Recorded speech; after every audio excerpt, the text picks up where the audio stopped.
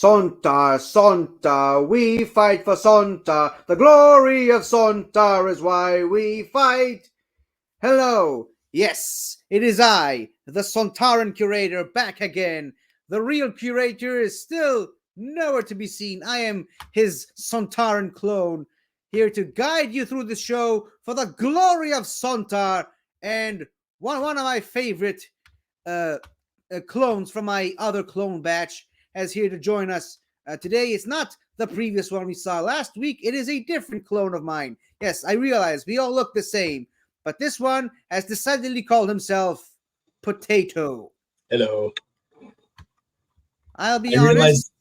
Yes, I was going to say, I came to that decision today myself that during the video. I was watching Strax. I'm like, hey, the potato. I appreciate that. Yeah. But I'd be honest.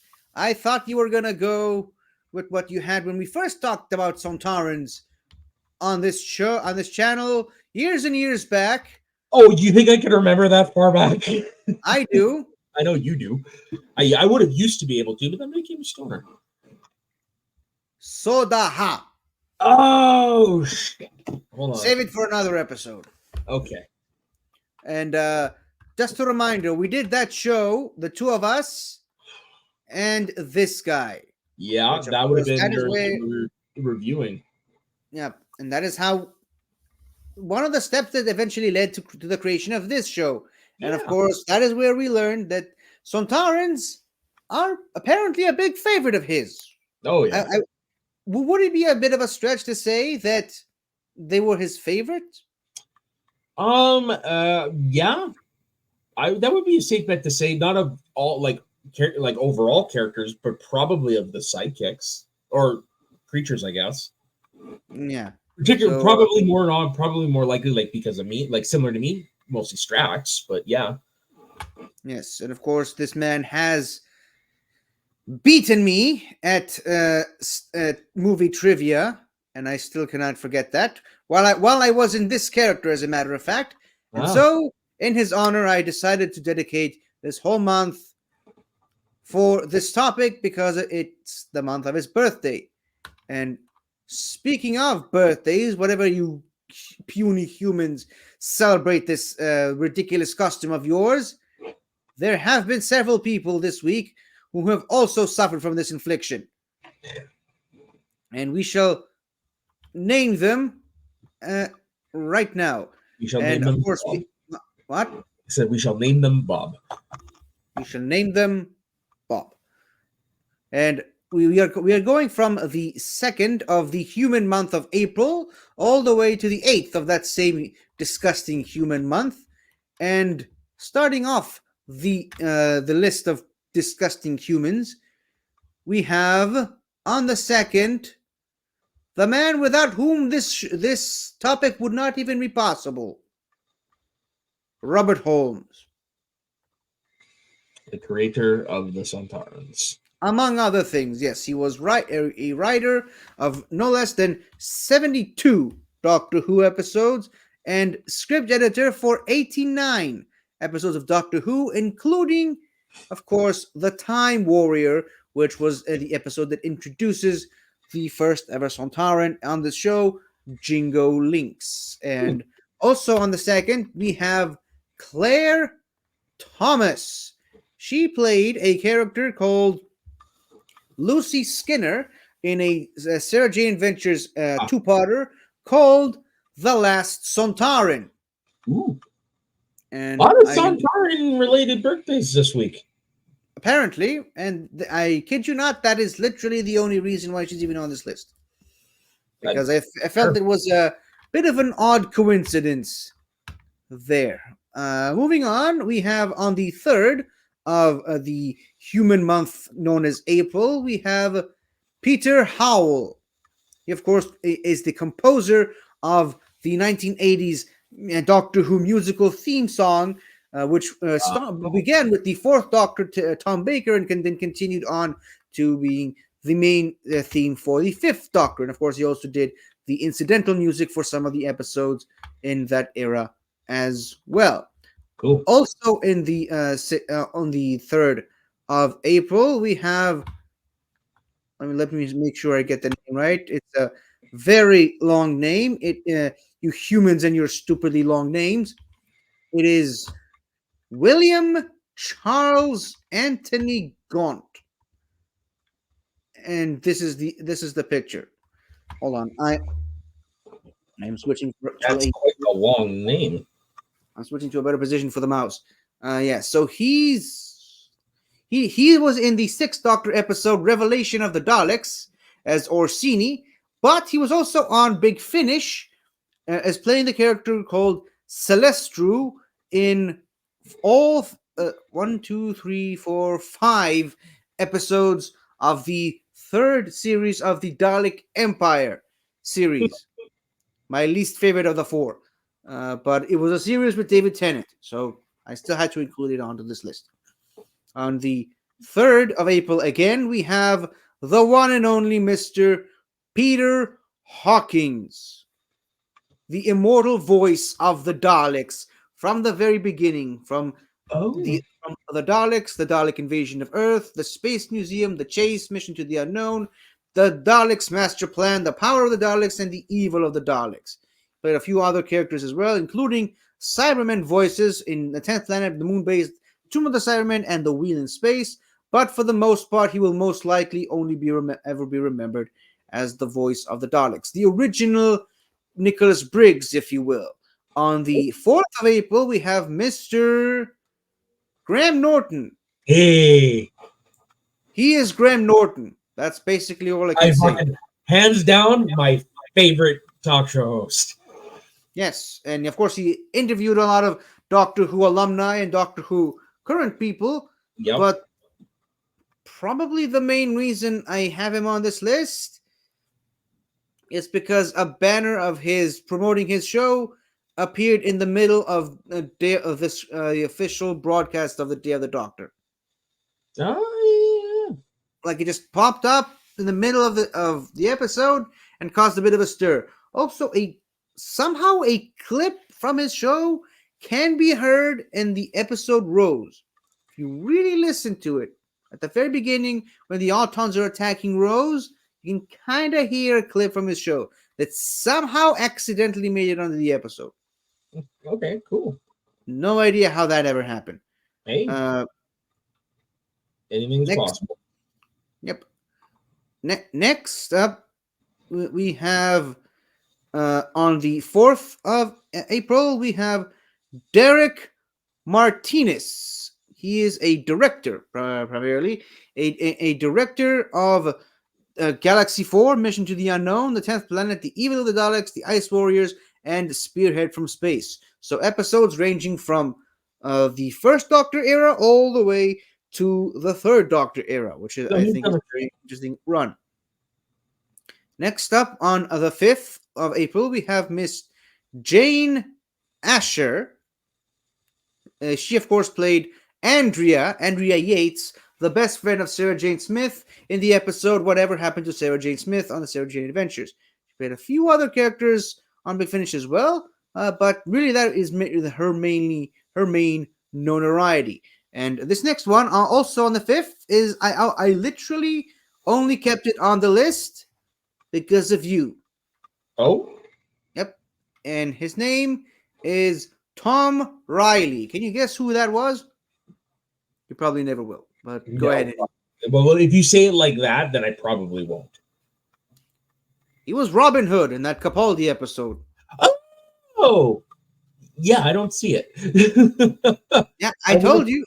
He looks nothing like the guy. Yeah, no kidding. Oh, I loved that version of Robin Hood. Yeah. I love that episode. Here's another one I think you might be able to recognize. On the 6th of April, we have Teddy Sears. Interesting. Name rings a bell? Yeah, that's not Thon. He's the fucking Professor Zoom. What the hell is the character? Yep. He played Jay Garrick, but he was which version of Zoom? He was Zoom. Yeah, but I mean, like he was from. He wasn't Jay Garrick. He lied about that. No, I know. But he actually had. Anyways, Hunter Zolomon. That's the one. Yeah, Hunter Zolomon. That's the one. Yeah, and he also appeared in that ill-begotten season of Torchwood we try not to talk about, but end up talking about a lot because of the important actors who were on that show on the birthday section. He was a character simply known as Blue-Eyed Man in 4 episodes. That must have been that probably was early in his career. Uh, 2010 or 11. Now that's actually not that early. Okay. But also on the 6th, we have Mr. Terrence Hardyman. You might be able to recognize him from the episode The Beast Below. He played Okay. Hawthorne, Yeah, okay. He was like, he appeared like a priest, or he was dressed like a priest. dressed like a priest. He was one of the aides to Queen Elizabeth. But he also did a bunch of roles on Big Finish. A lot of them, in fact, including, among others, Lord President Rassilon on the Big Finish Gallifrey Time War Series 2. Of course, he was the resurrected Rassilon was brought back at the end of Series 1. He was Rassilon for all of Season 2. And, of course, by Series 4, he was replaced by Richard Armitage of the Hobbit movies fame. And I have like, he feels like I've seen him somewhere else. He's got one of those faces, yes. Yeah, definitely he's got one of those faces. And lastly, also on the 6th, we actually have a companion. It is Mark Strickson, who of course played the character Vislor Turlow during the 5th Doctor era, and of course he continues to play the character on Big Finish as well. Not anyone's favorite companion by any stretch of the imagination, but hey, a companion nonetheless. I don't know why, but his name is the one I find the weirdest for whatever reason. It's his name. What's so weird about Vislor Turlow? I know, right? Yeah. Who would have thunk it? So for the long and lovely list of people we had today, thank you all. We quite literally could not do this without you. Even more so in the case of this guy, because if he did not create the Sontarans in the first place, we would not even be having this topic, and we wouldn't have this man to honor. No. We probably would have honored something else that you would have liked. Probably, yes. Yeah. Whatever that parallel universe's version of his favorite Doctor Who character was. Yeah, but I mean, we wouldn't have this guy, so I don't know. Then it would be a sad world. And now let's jump into the topic, right? We spend long enough talking about the weird human custom of birthdays. Could you imagine being birthed from another human being? Who does that? Weirdos. Yeah, weirdos. I mean, what's wrong with being cloned? And it 4 billion every 4 minutes. Anywho, Sontarans, right? Yes, sir. So last week we talked about 4 or 5 episodes to feature Sontarans in the classic series. Can you guess how many episodes were, strictly speaking, Sontaran episodes in the modern series?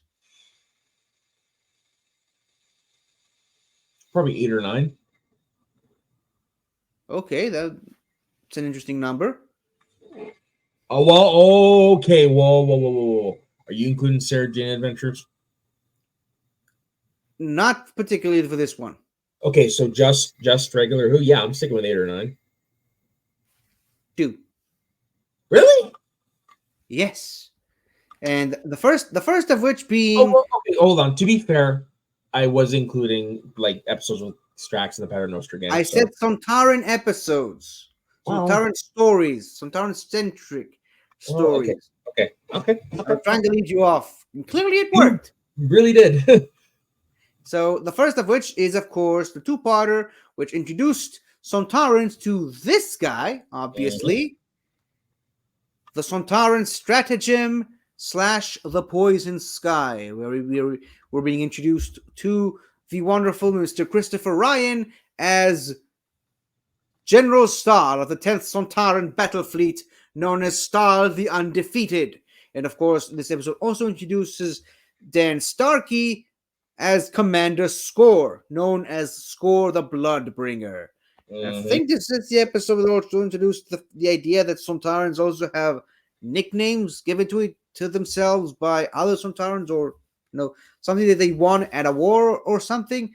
But yeah, so this episode starts interestingly by uh, special technology that reduces all the carbon gas emissions from Mhm. cars to zero. Of course, it also has the added effect of having the GPS system control the car and kill people in it while they're in the car, and they kill like 50 something people in 11 different time zones at the exact same moment. So Yeah, yeah, suspicious. And then of course not the a very doctor, fun episode to watch. a very fun episode to watch while driving. Yeah, yeah, no kidding. So yeah, then The only thing I don't like about these episodes is the actor playing the bad guy. Yeah, he's a little too over the top for me. Christopher Ryan. Oh no, the kid. The kid, yeah, Yes, I agree. Oh yeah, a little too much. yeah, dial it down, buddy. Dial it down. This isn't the classic series. Calm down. But yes, so the then of course Unit gets involved and they bring back the Doctor. They bring back Martha, obviously my favorite companion from the modern series, Mhm. and they start investigating the factory, and then it turns out that the Sontarans are also trying to clone a human at some point, which Right. they event what So that's right. which they eventually do, and they clone Martha of all people, and to try and Mhm. infiltrate the Unit and infiltrate and influence the Doctor. Wilf almost dies in his car because of the gas, and of course Yeah, I remember that. the Doctor going to save him. There's oh yep, there's this guy. There's Luke Rattigan, the genius, the evil genius, mustache twirling. Even though he's not old enough to grow, old enough for a man enough to Yeah, grow a mustache. Uh, but yeah, that's basically kind of his role in this episode, and he teams up with the Sontarans. They invented this brand new chant of Sontaha, Sontaha, Sontaha, oh, that which wasn't in the original? nope, nope, Yeah, that's original to this episode and continued on to other Sontaran episodes. respect. Uh, but yeah, I mean, pretty catchy, right? Yeah, no, 100%. And of course, there's a massive skirmish between Sontarans and Unit people. And another thing that this episode introduces is the Sontarans kind of have a way of blocking human weapons from firing, which I don't think was ever used at all. It was never used in the classic series. Might have been used somewhere else, but this is the first time I have been aware of it. Huh. And this is where I kind of have a problem with this episode. Oh, Is that okay? I get it. They're trying to. The Centaur's ultimate plan at this in this episode is to just use all the gas emissions against the Earth, yeah, and cover the whole planet in massive gas, to turn it into a clone world, a planet where they can just clone billions and billions and billions of soldiers, and then that's why they're blocking the bullets, because that gas is highly flammable. They didn't mhm, want to damage the planet. Smart plan. It's just going in and rushing a military that can't even fire back is just not Sontaran, in my opinion. Like it's okay, it's not the Sontaran way. Like the whole point of being a Sontaran is war, fight. If you're gonna die, do it in battle against an opponent. yeah, Just going in and shooting random people like ducks in a barrel. I mean, it's not Sontarany, and that's really the only problem. Well, that's one of the main problems with this episode. The big problem I is the kid, have. What? is the kid. No, No, that's you. The big problem I have, and I talked about this so many times, is the fact that they redesigned the Sontarans to being this tiny, diminutive dwarves.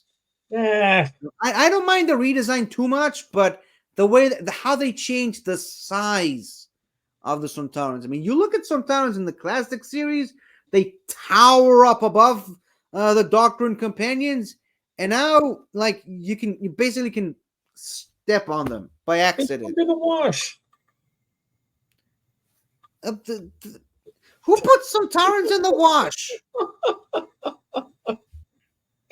It's a joke. I don't know, but seriously, man. I mean, I was back in 2011. I was at a Doctor Who exhibition in London. You see, like all the different statues and models and recreations of all the Doctor Who stuff.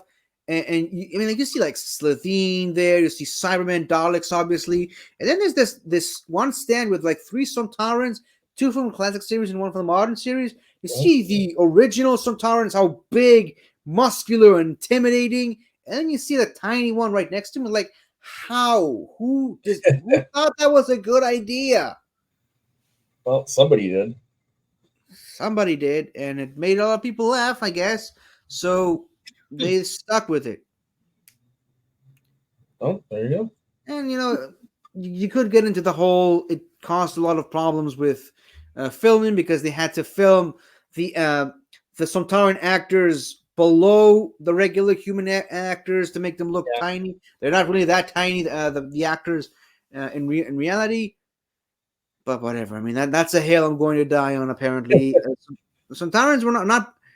Sontarans are meant to be stumpy, but not small or dwarfish. Yeah, they're not short.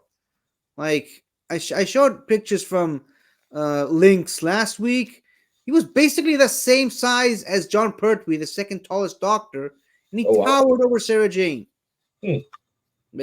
Seriously, like Tom Baker and John Pertwee were literally fighting Sontarans in hand-to-hand combat in the classic series and lost. So that tells you something about how tough these guys were back then. So I think they just took the Sontarans and made them a joke, a bad joke, in my opinion. You know what? It gives us some funny ass shit. Yeah, but the Sontarans are already funny and by who they are. I mean, they're already funny. Like the very idea that they have this big roundish helmet that looks, it looks imposing, and then they take it off and it's exactly the same thing. Or how they don't understand human customs, and it takes a while for Lynx to realize that there's actually 2 genders on the planet. He thinks there's 2 completely different species at first. Yeah, but short jokes. Seriously, if you watch some of the classic Sontarans episodes, it's like the Sontarans are already funny. You didn't have to go that far. Yeah. I mean, there's another episode where a different Sontaran, Styre, shoots a guy dead, and Sarah Jane screamed, and he's like, "Why did you make that disagreeable noise?" Yeah. I think I might even have the clip. I might have remembered to make that. But nope, I do not. Bummer. But yeah, so like I said, the Sontarans are already funny. You didn't have to make them this. I think we're getting too hung up on this, but that's how much this. I think you're getting too hung up on this. Yeah, I'm perfectly content. Well, you're helping. You're helping. Oh, I'm just egging. I'm just poking. I know, as you normally tend to do, but all that aside, Ben, I used to do that to him. Yeah, and both of you used to do that to me. A lot. The good old days. Yeah, thank you for reminding me. So, general speaking, we already talked about the kid. We talked about my takes about this episode. Yep. What are your overall thoughts on this episode? Outside of that, I like when it comes to the Doctor and Donna and her family stuff. I thought like you really get invested in it because like, oh my god, you're watching like, for example, Wilf in the car. You're like, every time I watch it, even though I know what's going to happen, is like, come on, get out of this world, get out of this world. Like the writing on this to me, I thought was very, very exceptional. I thought it was a great, because I don't have the context of the old series like you do. I thought it was a great introduction for me to of the Sontarans. I really liked what they did with them. Like I said, I really don't like that actor. But yeah, and I actually had forgotten about the clone Martha part. And I'd forgotten that she was in this. And I was like, oh yeah, that was great stuff as well. Overall, this is to me one of the better of Tennant's era, in my humble opinion. Yeah. But of course none of it's perfect. It's that I do have my issues, but I get fun every time I have fun every time I watch it. Me too. And speaking of the clone Martha, if you rewatch it enough times, you can literally tell the moment where the Doctor notices that it's not really the real Martha. I've read that. I've never caught it myself. I've never caught it, but I had read that. Yeah. So if you rewatch the episode, just after the TARDIS is being transported to the Sontaran ship up above, and, Yeah. and the Doctor's like, "They took away my TARDIS. I'm stuck. I'm like a human. That's rubbish." And he's talking to himself, and he just looks at Martha, and he's like, "So did you talk to your family? Did you? Is your mom safe? Is your family safe?" Yeah. Yeah, and she's like, "Oh yeah, of course." I mean, like you can tell, you can see it in his eyes that Yeah. he knows Martha. He knows He's that's clever. not her. He's clever. Yeah. So it kind of throws you off the first couple of times you watch it. It's like they reach the episode's end, and she pulls the gun on him, and he finds the real Martha, and it's like oh, he actually knew all along. But then Oh, you yeah. rewatch the episode, and you can really tell that moment, and it's so satisfying to see it on rewatches. The moment where he realizes that's not the real Martha. Yeah, it's always a satisfying viewing experience. But this has been the first Sontaran episode in the modern series, and for a very, very, very, very long time, it was the only episode that was exclusively Sontaran centric. The next time the Sontarans would show up, the same exact models, even using the same actors, was very briefly in the Pandorica Opens. Yeah. Oh, yeah. So yeah, Christopher Ryan back again in the Sontaran suit. They might have even just kept the same suit in storage, waiting for him for the day he came back. Again, it wasn't really a Sontaran centric story. Sontarans were just used. They were part of the big alliance of just random aliens that decided to band together and trap the Doctor in the Pandorica because they thought they were saving the universe, but that all literally blew up in all their faces. But yeah, so that was a nice, interesting way of still keeping the Sontarans in the back of people's minds, I guess. Yeah. Any thoughts on their brief guest appearance in this episode? Yeah, no, it was nice. It was kind of like it felt like a gathering of the Doctor's rogues gallery, just seeing everyone there to lock him in. I thought it was a nice little fun cameo, and I like that they gave him kind of his own role in it. So yeah, it was fun to see him. It's definitely one of my favorite episodes of that season. Yeah, it's all the villains that they somehow still had the costumes for and had the budget to bring them back. But I mean, this picture I think emphasizes what I said earlier. I mean, look at the Sontarans compared to the Daleks in this picture. Yeah, right. Yeah, like the Daleks can crush them. It's like if they're gonna fucking do, honestly, if they're gonna make them shorter, why not just hire shorter actors? Yeah. Or, why make them shorter in the first place? But that's a me thing. That's a me tangent. What? Yes, it is a you thing. There's probably other people out there who think like that too, which is cool. I think Raiko agrees with me on that. We talked about it a bunch of times. Haven't spoken to him in a while. But the next season, we don't get another Sontaran episode, but a Sontaran character does show up and continues to show up for the next couple of seasons. It's Strax. Well, why don't you start? Because so basically talk about Strax is the comic relief sidekick in the Paternoster gang, with Madame Vastra and Jenny. And oh my god, he is responsible for some of the biggest laughs I've ever gotten in this series.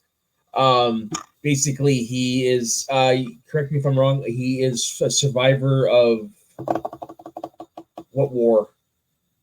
The Battle of Demon's Run. Yeah, the Battle of Demon's Run. And he ends up He ends up with the Paternoster gang because he owes, isn't it because he owes the doctor something? It goes faster or something. Oh, he owes Vaster something. Well, anyways, so he ends up becoming, their butler and their weapon, and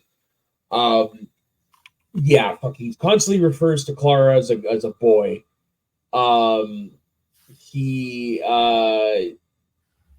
is referred to by Matt Smith's doctor as a potato, which is hence my name. And yeah, my favorite thing with him is when he fucking hits Clara in the head with a newspaper. Oh my I god. like that too. Yeah, you like it for other reasons. I like it for the comedy. Oh dear God. Do you have it? I wish I did. Damn. Okay. Well, Yeah. we'll say it for another episode. Okay. Yeah. So that's my piece on him. You fill in the gaps. Yeah. So, no, we still don't know how or why, but he owed the doctor a favor for something. The doctor helped him out at some point, and he must have done something wrong because he was then reassigned as a nurse on a battle on some planet somewhere. Which, if I'm not mistaken, is like a huge dishonor to them. Huge dishonor for Sontarans, caring for the weak. Like, yeah. As far as Sontarans go, if you're too wounded to keep going, just die. Well, why prolong the agony? If you get injured and you can still go, cool. That's a great battle scar. If you're too injured to fight, just die. Like they shoot you because you're just a waste of space at this point, and it's another big dishonor being killed that way. But then the doctor shows back up and tries to call on his favor that Strax owes him, and that favor includes going to the Battle of Demon's Run and fighting, trying to save Amy Pond and her new baby. He apparently dies in the attempt, and somehow in a mini episode, it's revealed that Vastra had some kind of technology that brought him back to life, except it made him stupid for some reason. The transfer, I guess. I mean, the doctor says that I'm not sure his brain made the return trip. I think you would assume that if someone literally comes back from the dead, there's gonna be some brain damage there. Yeah, 100%. There's definitely going to be a shift in personality. Yeah, a huge shift. I mean, as we all know at this point, death in Doctor Who is not a finality. It's just character development, right? Yeah. Like so many Doctor Who characters who died, just became more powerful after the fact. Yeah. After that, or unfortunately, their actors passed away, or they got recast. Well, I was gonna say, damn well if she was still around, Sarah Jane would be involved. True, yeah. But I mean, at least they waited a couple of years before they confirmed her being dead. Yeah. That being said, so yeah, apparently Strax owed Vastra his life, and he went back to Victorian era England and to become her and Jenny's butler, and all kinds of random shenanigans ensues. And so yeah, he's the dumb butler who always gets genders wrong, and he always he always like thinks with his fists and thinks with his guns first, and he's the fool. Yeah. Or is he? Is he just playing the fool to gather information about the doctor? Don't do that to me. You seriously never thought of that? Nope. Because okay. I don't think that deep about this show. Or this character, apparently. But yeah, so if you're still interested, highly recommend listening to the Big Finish Paternoster Gang series, because you know what? Among other things, it is a really good series, but among other things, Strax is actually competent in that series. Oh. Yeah, he actually does manage to get the job done. He's still the same Strax, but he actually does win a lot, if you catch what I mean. He's luckier. Yep. No, not luckier, just competent. Okay. That's why I said it. And so the next episode, which I'm assuming you haven't seen, is part of the Flux. Now, No, I have heard of it, but I've in the not. in the Jodie Whittaker era, they did the Yeah. Flux series where they had the Sontarans were a big part of the Flux, but only one episode of the 6 was, strictly speaking, a Sontaran episode, which was of course the second episode of the Flux, War of the Sontarans. Mhm. Sontarans on horses. Do Yep. you do you see that, right? Do you I get see it? that. We have a Sontaran riding on a horse. And looking like the old guys. Yep. Yeah, and the redesign, they made him look like the classic era design, which I actually prefer. Sorry to say, but the Eh. modern look kind of looks a little too plasticky, too action figurey. This one actually looks a bit more practical, and I love it. But yeah, and he's riding a horse. The other one makes the face. I don't know. I can't say about this one, but the other one makes the face more expressive. So is this. I mean, so is the Well, other that's why one. I said I couldn't speak. I can't speak about that one, but I don't know. Yes. That one just looks like the fucking California raisins. Yeah, I suppose. Less like a potato, more like a raisin. Yeah, I prefer the other ones, I guess. But that's just because that's That's the one you're used to. the one I'm. Yeah, exactly. Yes. But again, I'll say it again. He's riding a horse. He's a Sontaran riding a horse. Yeah, So- no, I'm not denying that's pretty badass. So basically, what they did in this episode is the Sontarans wanted to take over Earth during the Flux because they knew Earth would be vulnerable because of it.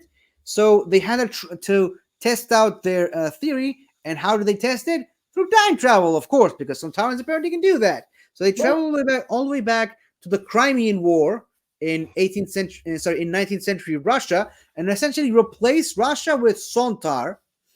And it's the Sontarans fighting the British army in the Crimean War.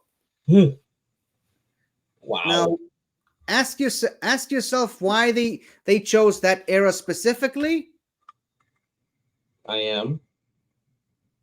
No, ask. Why? Do you have an answer? No, I don't. Because you really wanted to ride a horse. That's it. Yep. Really? Yep. You really wanted to ride a horse. So he went back to fuck. You could have done that in any century. Yeah. I mean, there's probably other reasons why they chose that war specifically. Yeah. But I mean, I just love that moment where it's like we had to test to make sure that the time travel machine works. Also, I really wanted to ride a horse. I like jokes. See, like that. that's what I'm saying. The Sontarans are naturally funny. You don't have to make them the you know what? I think everything gets redesigned at one point or another. That's just how things in pop culture are. Especially with Doctor Who. But I mean, I think the costume looks badass. I'm with you there. I mean, now they look like space warriors. Yeah, the only thing I would for fighting. What? The only thing I would alter is I would like shorten the collar. Yeah, I can see that. Yeah, that's the only thing I would alter. But yeah, the armor look, the ranks on the neck ranks, the weapons are back, and even the spaceships. So, it's the interesting bit about this episode is that it takes place in two different time zones, primarily in the Crimean War and modern day Earth, which is affected by the Flux. Where in modern day Earth, because of the victory of the Sontarans in the past, the Sontarans basically occupy all of Earth, and they conquered all of Britain. You have these Sontaran spaceships landing everywhere, and there's like a curfew. People can't walk around late at night. And Dan, the new companion, basically fights alongside his parents. They fight Sontarans by beating them up with walks. Is this where he gets introduced? The previous episode, yes. Okay, but it's in the series. Okay. Yeah. So yeah, they grab a couple of walks, the pen, Yeah, the pen. I know. and they smack him on the back of the head. Very nice. Yeah, do Yeah. they still have that fucking breathing hole thing? Yeah, I mean that's a staple of the character. Ever since Okay. they were introduced, Okay. that's the kryptonite of the species. And of course, the doctor in the past tries to um, stop the Sontarans from conquering the Crimean War. There's a really cool battle between the British Army and an army of Sontarans with Nice. lasers and cannons and gunfire and whatnot. That one, And oh, back a second. what? That laser, the way it looks like there's a Sith Lord there. It does, but that's I mean it's because it's a static image. You're not seeing the No, I full. know, it's a static image, but it's funny. Yeah, it is funny. I never noticed that because but that's because I'm used to seeing Yeah. the thing Yeah, you're in looking motion. at strictly at Doctor Who. I'm looking at it. It just reminds me of that. Yeah, it's a thing. Yeah. And of course, some douche nozzle British officer decides to blow up all the Sontaran ships rather than just letting them leave. But I mean, hey, humans, am I right? Yeah.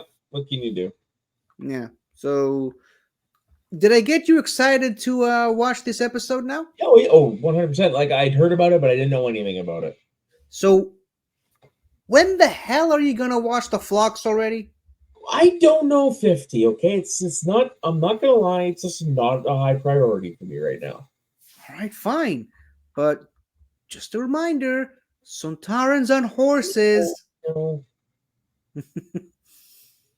And of course, the Sontarans do show up back up later in that Flux season. They're still occupying the Earth, but I mean, it's hard to classify that episode as a Sontaran episode because there's a lot of stuff happening at all at the same time.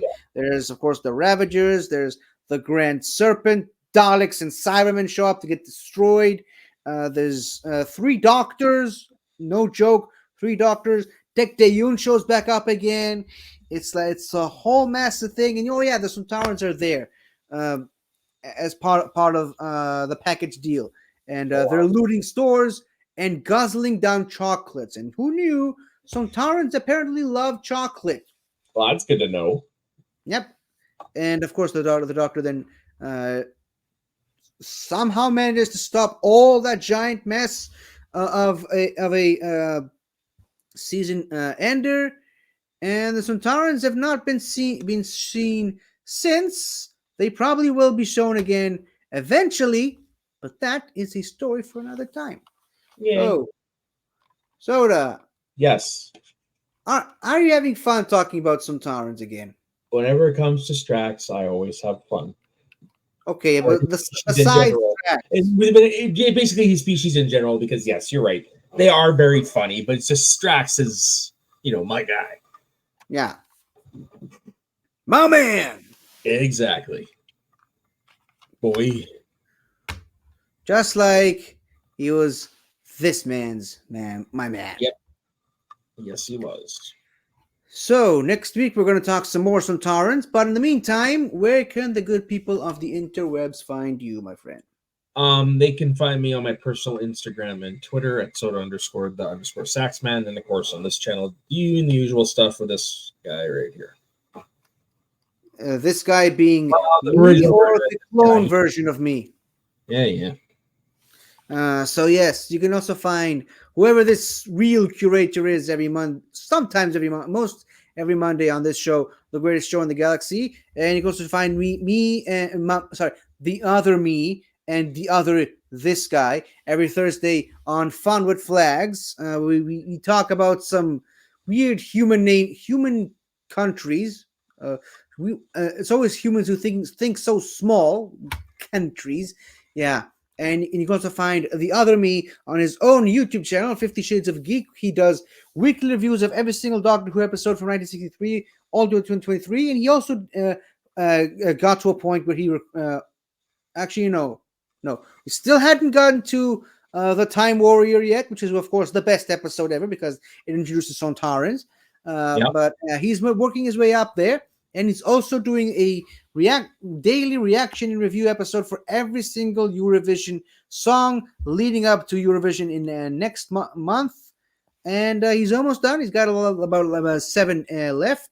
So go ahead and check him out over there. And you can also check out all the other wonderful channels from the wider Bandverse at large, like Something to Talk About, Galaxy Geeks, Multiverse of Geekdom, Movie Lovers Unite, The Midnight Cinema, 8 Reviews, and In the Front Row, which is still not pictured in this thumbnail because humans are stupid and they're very slow.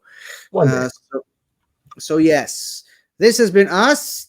You have been watching this episode for the glory of Sontar, and we shall be back next week with more stories from the might of the Sontaran Empire.